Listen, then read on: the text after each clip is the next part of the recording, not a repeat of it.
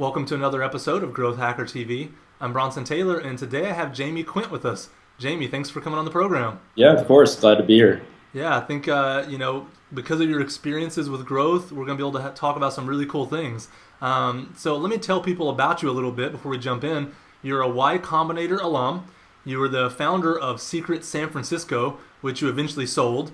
You Yep. were a product manager of growth at Swipely, and hmm you are currently the founder of Lookcraft.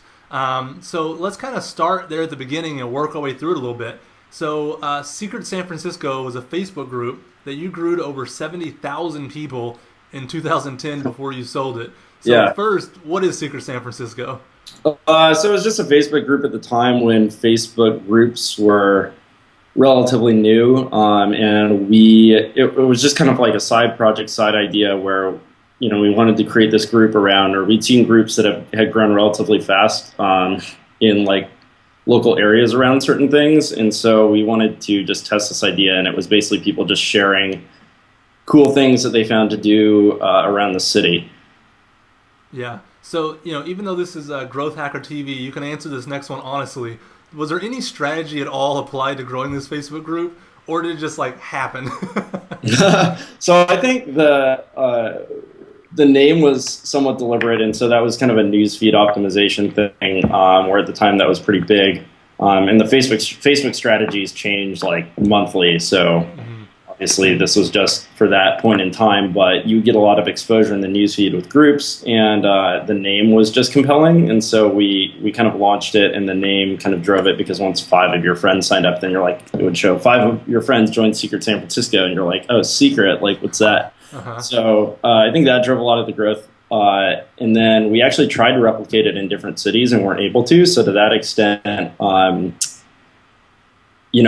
think it was fairly lucky. But I think the real thing that drove it was having an initial like tight network of people, which I had in San Francisco, but I didn't have anywhere else. And another guy I know started one called Secret London, and he had a network of people in in London, and it basically did the same thing. Yeah. So it was that kind of like initial network effect that kind of caused the growth of all of that. Yeah, so have an initial network to start with and a clever name that piques people's curiosities.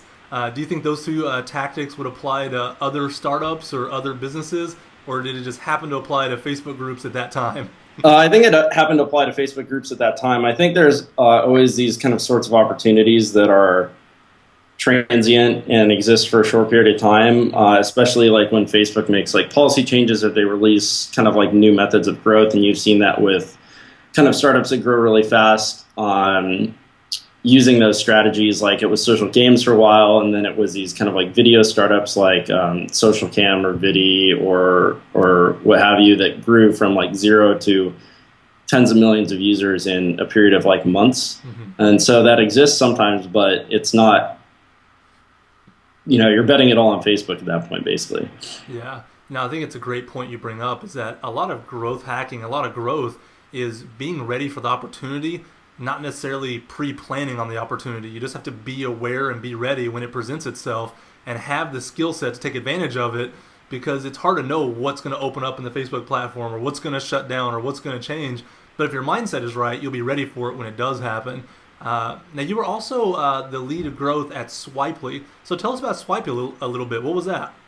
So Swipely started out as a company where the product was a social network around sharing your purchases online.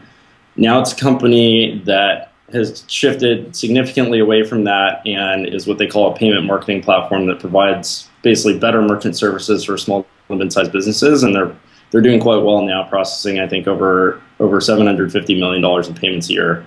But when I joined, it was still small. It was like 6 or 7 people, and we were focused on building out the social product and kind of gaining traction for that. And so it was very consumer focused. And so I worked on a lot of consumer focused initiatives around growth there. Yeah. So what would be some examples of consumer focused initiatives that you worked on? Yeah, so I mean, it ranges from trying to basically all across the board. So, okay, we want to improve sign up flow. How do we do that? We eventually got to around like 40 to 45% of people hitting the landing pages that were signing up and giving us their email address through like a series of optimizations, and then working on how to further engage those customers to eventually get them to like connect their payment information so they could share like purchases. And then at the end of my time there, it even included basically doing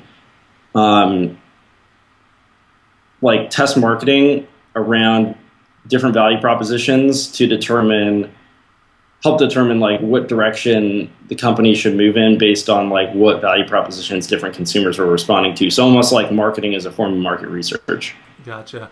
Now you mentioned, two things there, kind of getting people to give you the email when they hit the homepage, and then also getting them to, engage with you and eventually have a credit card on file. And we'll talk about funnels a lot more in a minute when we go into Lookcraft, because there's going to be some really interesting stuff there. But what were maybe some of the main things you learned about getting that email address of, I think you said 45% of people that hit the homepage or something there, which is insanely high. So what was the thing you did, and then what did you do to engage them after that?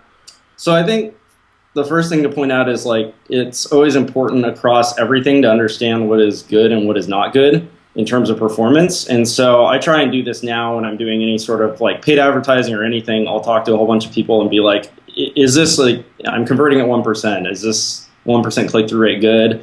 Or like this sign-up funnel is converting at 20%. Is that good compared to what you're seeing? Because what we did initially was we had a sign-up funnel or like a sign-up process that we were converting at like 3 or 4%, and we're like, oh, this is great, this is amazing.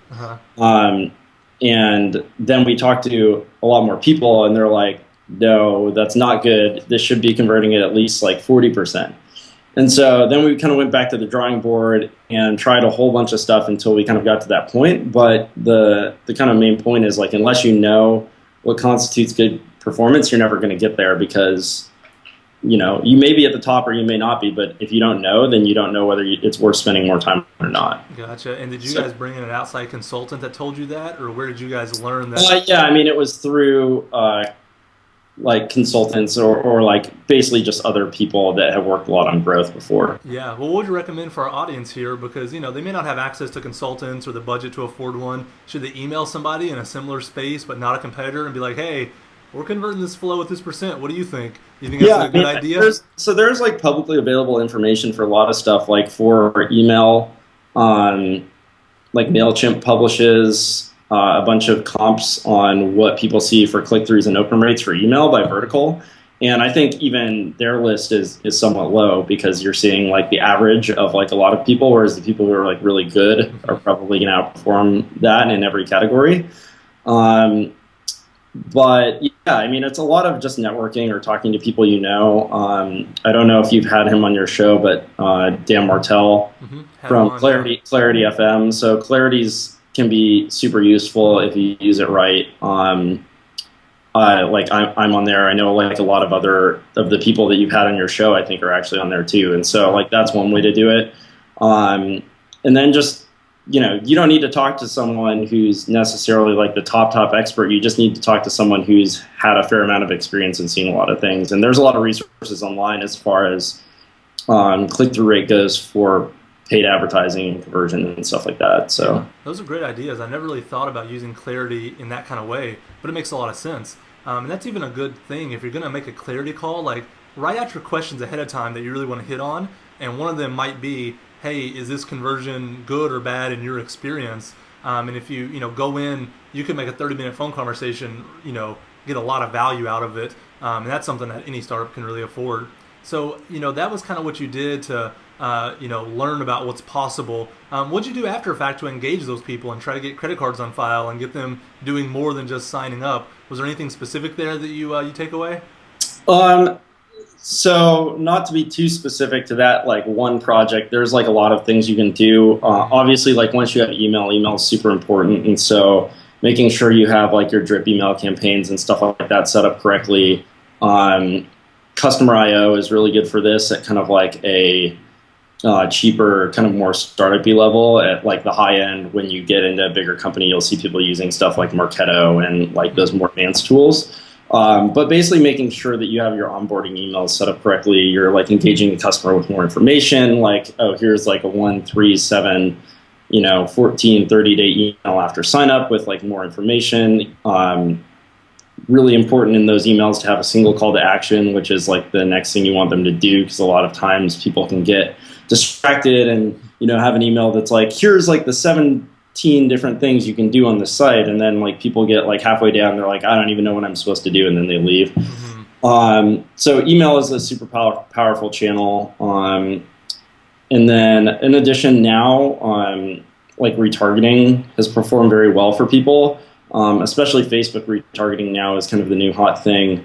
It's very cheap, especially considering like you're retargeting people who have already been to your site. You can show ads to people who have been there and not done something you want them to do, or not purchased or whatever, and then exclude people that have already purchased. And you can pay something like a $1, like maybe even sub $1 CPM for that. And so when you're talking about something that you could spend $20 on and get like a ton of value out of, that's probably like one of the best things you could do. Yeah.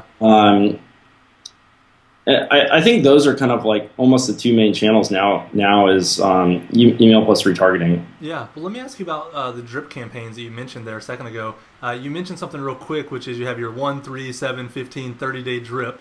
I know what you mean by that, but let's break it down a little bit. So basically, you're saying that the first day they sign up, they get an email. That's the day one email, and then a couple days goes by, you send them another email, and then maybe a week goes by, you send them another one, and those are just the timeline-based emails that everyone's going to get at certain intervals after sign up.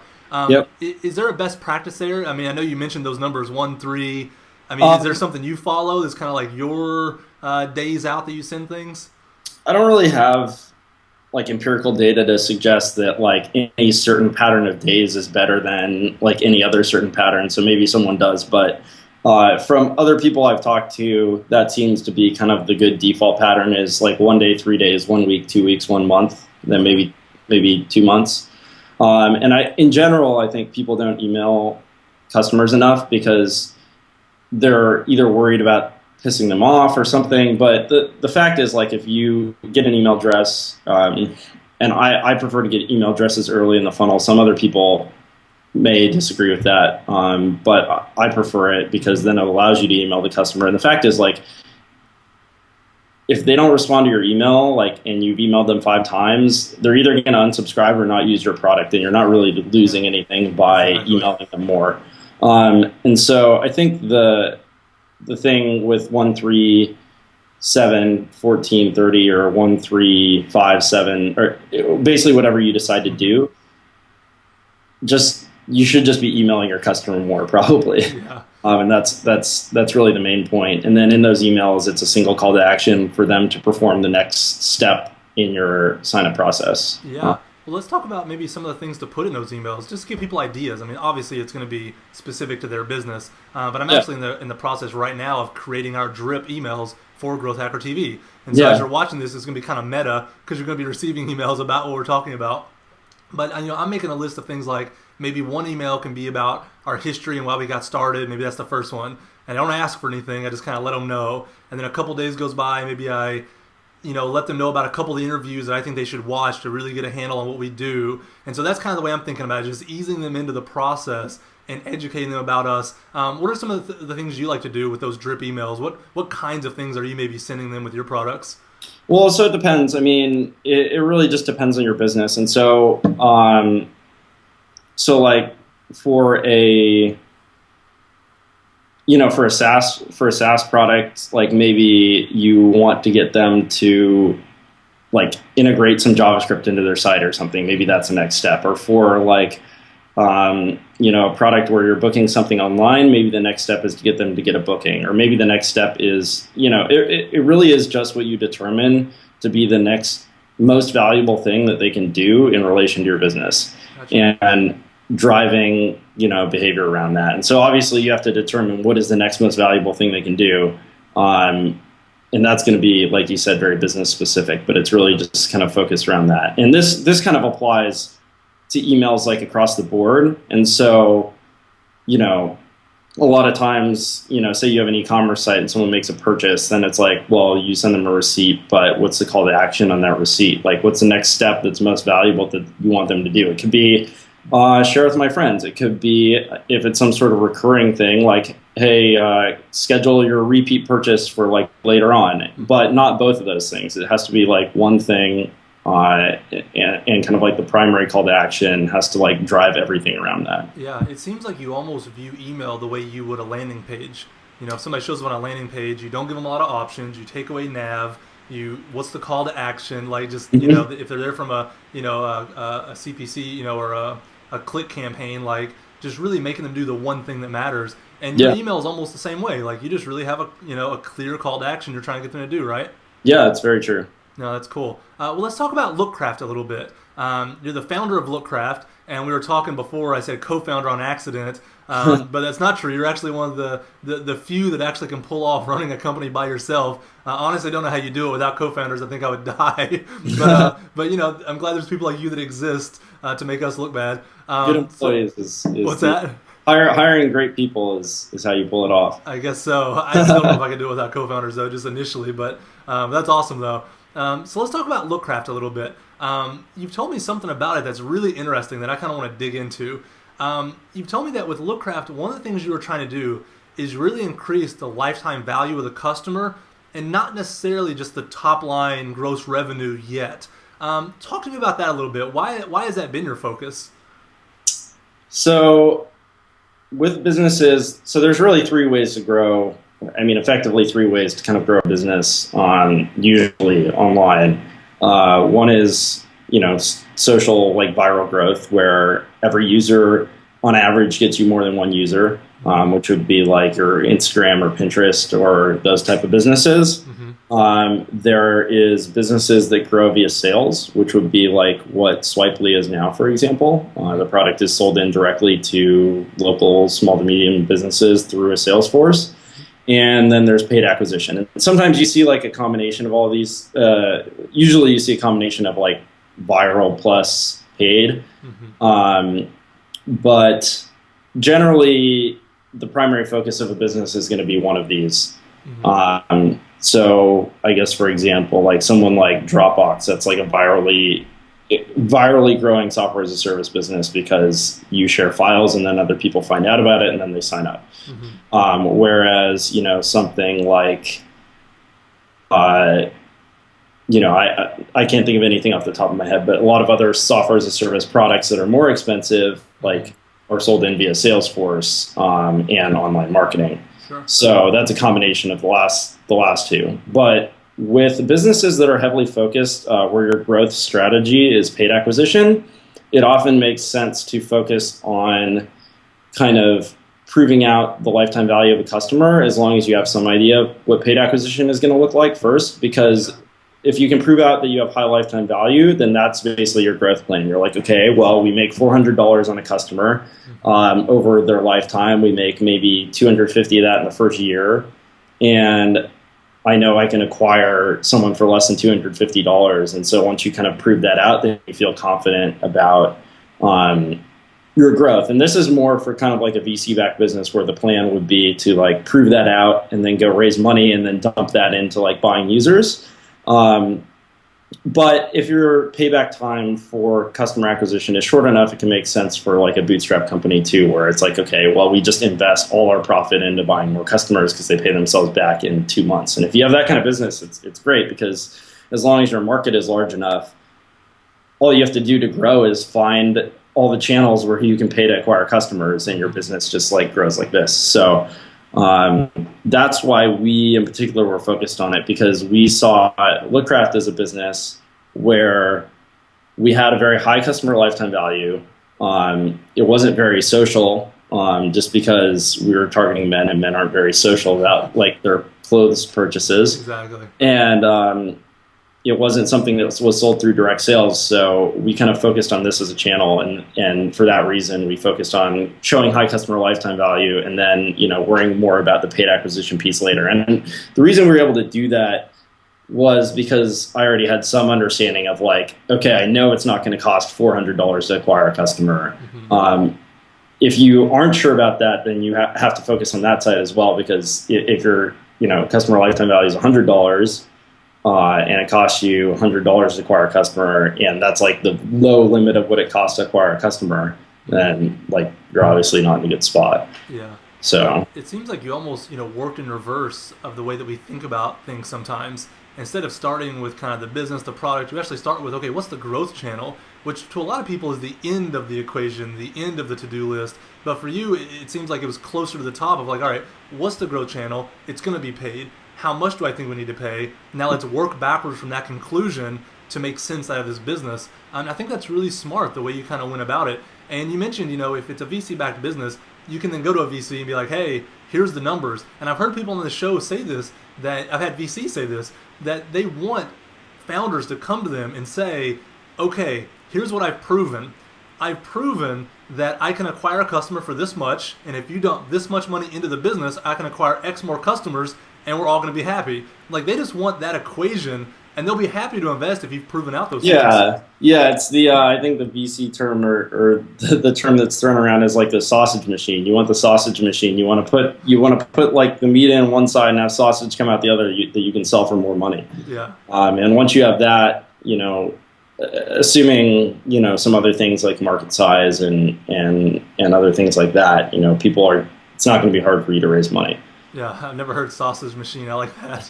So you said you focus on driving up the lifetime value. How did you do that? What are some of the ways that you really got that lifetime value to be high? Yeah, so in particular with Lookcraft, it was, and this applies to actually almost all businesses we made a model for this, and I've actually shared it with a number of other different businesses that have used it, and it's been useful to them. Is that retention is like really important.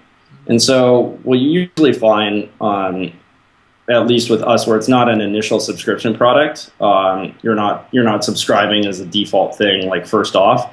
Mm-hmm. It was like an initial purchase, and then we bother you to make more purchases. So you have an initial fall off in retention of like first to second order. And then from the second to third order, you have a much higher like retained value of the customer because by that point, they're already kind of like bought into the value proposition. They've used it twice. And so what we did was we modeled that out in basically just Excel. Mm-hmm. And then we played around with the numbers to determine like, okay, what can we focus on to get like the most value, or like where should we focus on to increase this value the most? Mm-hmm. And the things to always focus on is increased retention. So increased retention is way better than even like focus on decreasing your customer acquisition costs, because if you increase retention, you get like massive benefits because it's obviously like compounding into the future, assuming like you're selling a product that people buy multiple times. And so we focused a lot on how do we get a user to place a second order once they've placed a first order? Mm-hmm. And then part of that was not just like these like growth hacks, but a lot of understanding qualitatively like what customers liked about the product, what they didn't like about the product, what was causing them to buy, etc. Mm-hmm. So no, that's great. Now you also mentioned that it wasn't more important than retention, but still important is driving down that customer acquisition cost. And you mentioned before you had experience with customer acquisition, so you knew it wasn't going to cost $400 to get a new customer. But what are some of the ways you drove down the customer acquisition cost with Lookcraft there? So a lot of it was funnel optimization. So like obviously if you're driving, we were driving 30% of people or 30 to 35% of people who hit the homepage through like a sign-up funnel that was like around 20 questions. And so and I gave a talk about this before where we actually stepped through the sign-up funnel and was like, what do you guys think this converts at to a group of people who have worked on stuff like this? And they're like, oh, I don't know, maybe like 3%. Like, no, this converts at 30%. Uh-huh. So what you see there is like a literal 10x difference in like the cost of acquiring a customer. Mm-hmm. Because you drive the customer to the landing page, the difference between 3 and 30% is the difference between paying $10 and $100 to acquire that customer. Yeah. And so understanding that is super important if you want to be able to make paid acquisition work. All right, so let's talk through that funnel a little bit. There's got to be some magic going on with that kind of funnel. So 35% of the people completed the funnel who hit the landing page. Yeah. You said it had 20 questions. like 20 different steps to it that they had to go through to finish that funnel? It was about five different steps. 5 different steps, 20 different questions. 20 questions is insane. I mean, Yeah. I would never have a funnel that long, so I have to ask you about it. Are you in favor of longer funnels? You know, because I mean, we've heard pretty consistently on the show, short funnel, short funnel, short funnel. And I love contrarians. I love people that are doing it differently and making it work. So we need to hear from you. Do you like long funnels, and how are you making them work? So I definitely agree with short funnel from the perspective of only collect the information that you need to, and then collect more information later. But to me, that is like to me, that's like almost like a long funnel, right? You collect small amounts of information up front that you need, and then you collect more information later down the road. And what I've seen is sign-up processes, at least in my experience, tend to perform better where you basically ask for easy things first and then like lead the user into asking harder questions if you have to ask the harder questions. Okay. So if you can leave the harder questions out and just have one form of like, 2 things, then that's great. That probably performs better. But in this case, like we needed to get data on users like style and fit in order to provide any value. And so we had to step them through a funnel that included that. And so what we did was we initially just asked for the email. And then once you type in your email, it would ask you for to answer like a visual quiz where you were just clicking on things that you liked, so which is easy and fun. Yeah, because everybody's like, oh, I like that, I like that, I like that. It's easy enough for people to do. And then we asked them another page of those type of questions, and then we asked them a form with like 10 questions on how stuff fit them. And normally, like you would think like, okay, well, if I put in my email address first and then I get this long form where it's like asking me 15 questions about how stuff fits me, I'm probably going to bounce. But at the time where I've already put in my email, answered a bunch of other questions, answered a bunch more questions, and then I get to this page, it's like I'm so engaged already that I'm just going to fill it out. Yeah. And so if you have like longer funnels, it has to be going from easy to hard in terms of the amount of user engagement required, but that tends to perform actually very well for stuff like that. And then there was other tricks thrown in there, like we had to get a password, and so we showed them the results page, but they couldn't click on it until they put in a password, and that had like a 95% success rate, and there was like stuff like that. Gotcha. But yeah, I mean, even at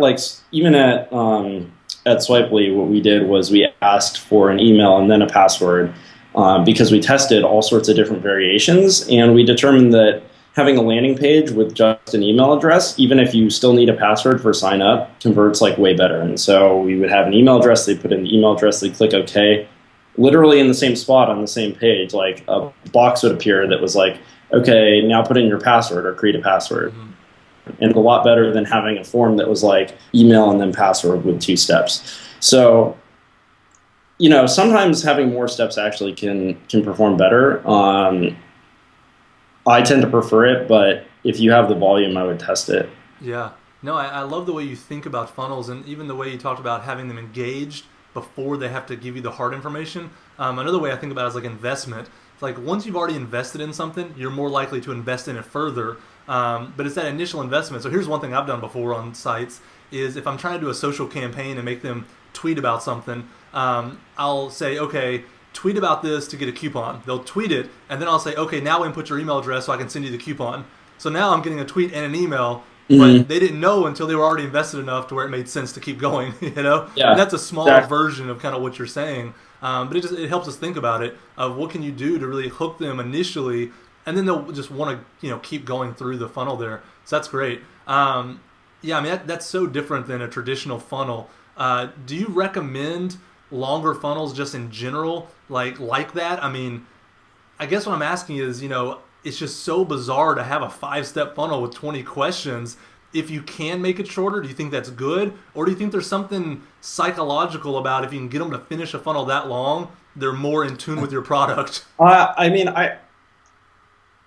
wouldn't say do a long funnel just because. I think people should do it because it performs better if it actually does perform better for them. I think it tends to work well in cases where you're asking for, a lot more information.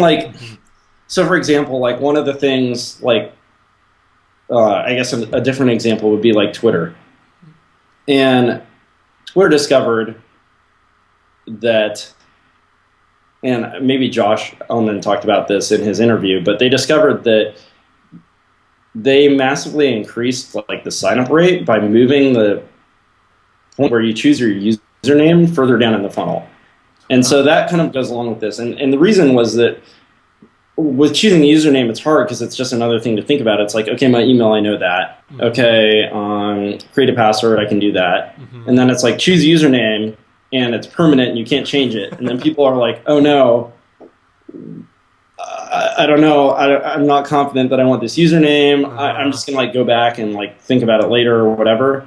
And then they would bounce out of the funnel. But if you have a funnel where it's like email, password, choose your interests, choose people that you're interested in, and then like you're asking them all these questions about, you know, what they like or who they want to follow, and then they get to the end and they're like, here are all the people you're following, now just create a username. Uh-huh. By that point, it's like that process is still difficult. Like mentally, it's like one of the more difficult steps in that funnel, but they're already so engaged that they're going to do it. Whereas if you asked at the beginning before they choose their interests, they're not engaged enough to actually do it. Yeah, you know, when Josh came on the show, we talked about the funnel, but we never actually mentioned that at all. So that's I didn't know that. So that's a good little tidbit of info. I'm glad you said that. No, that's a great example of exactly what we're talking about. You know, keep the hard stuff to where they're not going to say no by the time they get to it. Now, Jamie, on your blog, you have a great article, which is a primer on growth hacking. And in that article, you give a definition of growth hacking, which I think is really good and really succinct. And you say that growth hacking is the practice of gathering data, exploring the data, and exploiting knowledge uncovered from that data in a systemized way to directly further the business goals of your company. What do you mean by that definition? Just real quick, what do you mean when you say that? Yeah, I mean, I think that, you know, growth hacking or just growth really revolves around, you know, the understanding of data. And I think that starts with, most importantly, the understanding of your customer, and not necessarily data in just the respect of like, okay, these are all the things that users do on average, but really understanding both that, because there's things that you can do with that, and the reasoning behind like why users are doing those things. And so it's not necessarily explicitly pointed out in that definition, but I think it's very important to both understand like from a quantitative level what's going on and what people are doing, and then from a qualitative level like why are they doing that. Yeah, I know that makes a lot of sense. And you know, growth hacking can become so quantitative that we forget the qualitative. So I like that you're adding that in to the knowledge base that we pull from to make business decisions. Now, you also, on your blog, and I think in presentations you've given, you talk about growth hacking as a 5-step process. And I want you to walk us through each of these. First, I want to read them all, but then we'll go back to the beginning and walk through each one a little bit. Determine your company's primary goal. Identify potential actions. Prioritize actions by highest leverage. Identify and prioritize tactics. And then 5th, execute. So let's start at the beginning. The first step of growth hacking is determine your company's primary goal. What do you mean by that? And maybe give us some examples of what a primary goal might be. Yeah, I mean, so I think it's important to have like one goal in mind when you're considering doing this stuff. Otherwise, it's really hard to make decisions otherwise. And so that goal could be any number of things. It could be like drive, you know, bottom line revenue. It could be drive top line growth in terms of, you know, number of customers like hitting the site. It could be you know, early on, it could be exploratory. It could be like figure out what our LTV is. But at any point in time, it's kind of got to be one thing. And that's kind of like the driving focus between kind of all the metrics and basically things that you're working on within the business. And so that's kind of like what I mean by that. And that can vary from company to company and from company stage to company stage as well. Yeah, I know for sure. And then after you kind of identify the one goal you're going to focus on, you identify potential actions. So what would be some examples, or you know, what are some ideas there of what potential actions are to drive that one number up and to the right, or whatever it is you're trying to do? Yeah, sure. I mean, to some extent, I think that's like pretty company specific as well. It's mostly just determining almost making a list of the potential things that you could do to drive that action or to basically lead to that goal improving. And so I like to sit down and basically from a product perspective, think about what are the changes that I can make to, affect this number, affect this like primary metric that we're trying to affect, and then almost just like brainstorm and create like a large list. And then I think when you get into the third thing that you mentioned, which is, determine what to do by highest leverage, you take that list and you look at, it's almost a balance between engineering cost and like expected like leverage that you expect out of the product decision. And this goes back to understanding like what metrics are good and what metrics are bad, because you can't understand leverage unless you understand what a good goal is. So for example, like if you're at 3% homepage conversion and you think 6% is good, then you have the opportunity to like 2x. But if you're at 3% homepage conversion and like in reality 30x is, or like in reality like 30% is good, then you have the ability to basically like 10x that. Yeah. And so if you don't understand what is good and what is bad, you don't understand where you have leverage. And so that's why that's important. But then prioritizing those decisions basically by the expected effect, and then just executing on that. And I think I convoluted like the step 2 and 4 there a little bit, but no, that's fine, yeah. But yeah.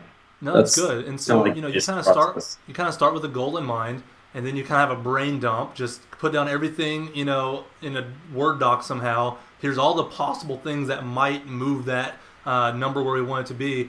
And then I think the really important part they mentioned is leverage. If you look over that list, that brain dump, and there's one thing on there that'll take 6 hours of engineering, and it could possibly give you a 10x return, and everything else on the list takes more time with a less return.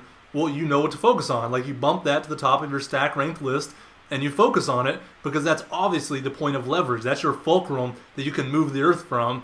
And if you keep doing the thing next on the list that has the highest leverage, you're going to keep moving your product forward, through this kind of process. So I love that. I think it makes a lot of sense. And then the last one was just execute, which is just go and do it, right? Yeah. There's really nothing else there.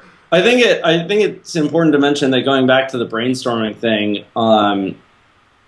this is almost, the whole thing is almost like an iterative process, because when you come to like think about product decisions and the way you're going to implement them, you can't really do anything the right way unless you understand like why people are acting the way they're acting. And you can do all the things in the world to just hack growth, if that's the term you want to use, but until you really understand like on a qualitative level why your customer likes your product and why they're making the decisions that they're making, you're not going to be able to most effectively do that. Yeah. And in terms of people or products that are helpful with that, I know you guys had John Ellis on the show recently, and he's like very good at this kind of stuff with like surveys, and Qualaroo as a product is very useful for getting data from your customers, as is using stuff like Mixpanel to say, show me customers who have done this and this and this, but not this, and then send them an email that's like a text-only email and seems personalized. It's like, hey, I'm the founder of this, or I'm, this is me, like personally, and I noticed that you were checking out the product, and like I just wanted to see if you have like 5 minutes to chat about, what you did and didn't like, because we're just trying to make it better for you. And that's like actually a really effective way of learning the basis behind why people are acting the way they do, and that will help you really get the most value out of like the product decisions you're trying to make, and almost like advise you what to do. Yeah, that's such good advice. And I love even what you said about a text-based email that looks personalized based on criteria you set up in Mixpanel. I've used that, and the reply rate is astronomical. Like, I'm stunned how many people reply to the email with like a 3-paragraph response, and I'm just like, what? Like, you think about that kind of stuff, people just like delete, but they don't. I mean, when it's from the founder and it's a sincere question, even though it's done en masse and at scale, it seems personalized, and people respond as if it's personalized. Yep. I think you're right. Make it plain text, because in personal emails you don't have logos and image and all these these cool things. It's just text, and so if you make it look that way, you really can get a lot of qualitative feedback from your customer. Yeah, definitely. Well, Jamie, this has been an awesome interview. I mean, walking us through the stuff you did before, all the way up to what you're doing now. and kind of at a high level how you view growth hacking and those sort of things. I have one last question for you, and this Sure. is what I call kind of the fortune cookie question. You can give us your pithy one-liner or take it any direction you want. But what's the best piece of advice that you have for any startup that's just trying to grow? I think it's really just kind of it's kind of a process. There's so many possible things you can do. There's so many possible like avenues for growth. I think that it's really just kind of like, one, understanding your customer, and then two, kind of like following this exploratory process of growth. And then three, I guess, would be like talking to as many people working on similar stuff as you, so you can understand these like baselines of like what's good and what's bad, and you can understand what's working for other people. And anything that you can do when at a small scale you can understand what's better and not have to test it is good, because when you're small, tests are really expensive. Not in terms of like a dollar amount, but if you have 1,000 customers, you can only test one thing, or maybe two. But it's really just kind of like this process that takes a lot of time, and getting started early is definitely like the best thing you could possibly do. Yeah, well, that's great advice to end on. Jamie, thank you so much for coming on Growth Hacker TV. Thank you.